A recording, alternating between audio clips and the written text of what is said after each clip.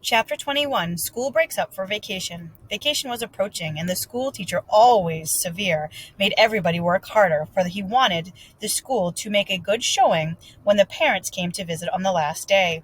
His switch and ruler were used on everybody except the biggest boys and the oldest girls, and Mr. Dobbins hit hard too, for although he was bald, he wore a wig to cover his shiny head. He had plenty of muscle. As the big day came near, he grew worse and punished everyone for the least little thing. The small boys spent their days in fear and their nights planning to get even. They tried every trick they knew to make trouble for the teacher, but he kept ahead of them all the time. At last the boys got together and hit upon a plan that promised to work. They asked the sign painter's son to help. He said he would. Since the teacher boarded or rented a room at the sign painter's house, the boy said he would work for the plan while the teacher took a nap before the time he left for school. In the time the interesting occasion arrived, at 8 in the evening, the schoolhouse was brightly lit, and leaves and flowers were everywhere. The teacher sat like a king in the great chair on the raised platform, the blackboard behind him. The school children, all dressed up, were in their special seats in front. All the rest of the room was filled with parents and friends. The program began. A little boy stood up and began, "You scared expect one of my age to speak in public on stage." He was scared, but he got through his speech all right, although he made funny motions. The people clapped their hands for him when he finished and made a bow. A shy little girl came up next and gave Mary Had a Little Lamb.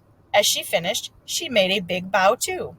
Tom stepped forward and started, "Give me liberty or give me death," with confidence and much waving of his arms. He broke down in the middle of it and couldn't remember the rest of the words. He strung together and struggled, although a while, but at last sat down and defeated. The boy stood on the burning deck followed. Other poems were given. Then there was a reading exercise and spell down. The Latin class said some words, and at last the older girl read the paper she had written all by themselves. A prize was given for the best one. The papers were about many things. Some were sad, one was a poem, some had long words in them. Even the girls using them didn't know, other than the fine words. All had lessons from life at the end, and the paper that won was 10 pages long. Now the teacher turned to the blackboard to draw a map of America on it, and he could test the geography class. His first drawing wasn't quite right, and the people laughed a little. He erased part of the map and drew it again. The people still laughed. He couldn't understand it. He tried drawing the map a third time. The people were laughing with so much louder. And well it might be from above him, from an opening in the ceiling, came a cat held by a string.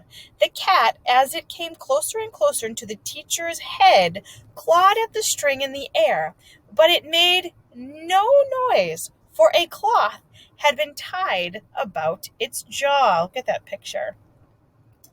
The laughing grew louder and louder, and the cat came down within 6 inches of the teacher's head, but he was still busy drawing that lovely map.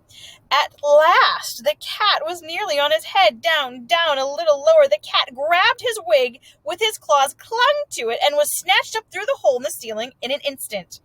How the light did shine on that teacher's bald head. The sign painter's boy had painted it with gold paint. The boys had gotten even.